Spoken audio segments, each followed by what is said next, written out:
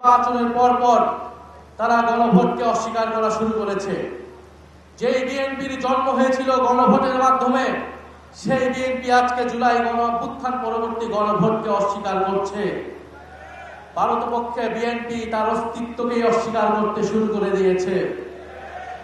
আমরা খুব স্পষ্টভাবে বলতে চাই, বাংলাদেশের প্রত্যেকটি প্রতিষ্ঠানকে নতুন করে যে বিএনপি দলীয়করণ করছে, এটা আওয়ামী লীগের পথেই বিএনপি বাংলাদেশকে এগিয়ে নিয়ে যাচ্ছে।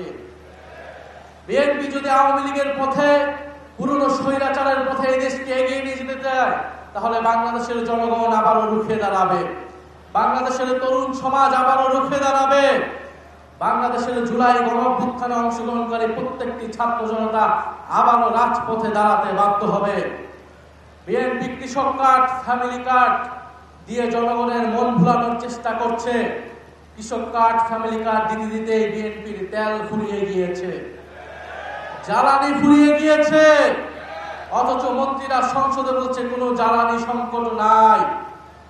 বাস্তব সমস্যাকে অস্বীকার করছে, অর্থনৈতিক সমস্যাকে অস্বীকার করছে, দেশে আইন শৃঙ্খলার যে ক্রমান্বয়ে অবনতি হচ্ছে সেটাকে অস্বীকার করছে বর্তমান সরকার। আমরা সর্বাত্মকভাবে এই সরকারকে সহযোগিতা করতে প্রস্তুত ছিলাম, দেশের স্বার্থে, জনগণের স্বার্থে। কিন্তু বিএনপি সরকার সেই সকল সহযোগিতা নেওয়ার সকল দরজা বন্ধ করে দিচ্ছে। আমার জানা নেই, যারা এখানে অভিজ্ঞ আছেন, মুরব্বী আছেন, তারা বলতে পারবেন বাংলাদেশের ইতিহাসে এত কম সময়ে, মাত্র 2 মাসে কোন সরকার এতটা অজনপ্রিয় হয়েছিল কিনা। বিএনপি সেটা বাস্তবে প্রমাণ করে দিয়েছে।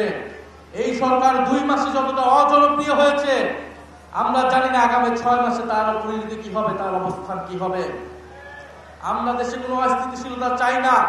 আমাদের দাবি একটাই, গণভোটের গণরায় বাস্তবায়ন করে জুলাই গণঅভ্যুত্থানকে প্রকৃত সম্মান দেওয়া, জুলাই শহীদ পরিবারকে প্রকৃত সম্মান দেওয়া, আহত যোদ্ধাদের প্রকৃত সম্মান দেওয়া।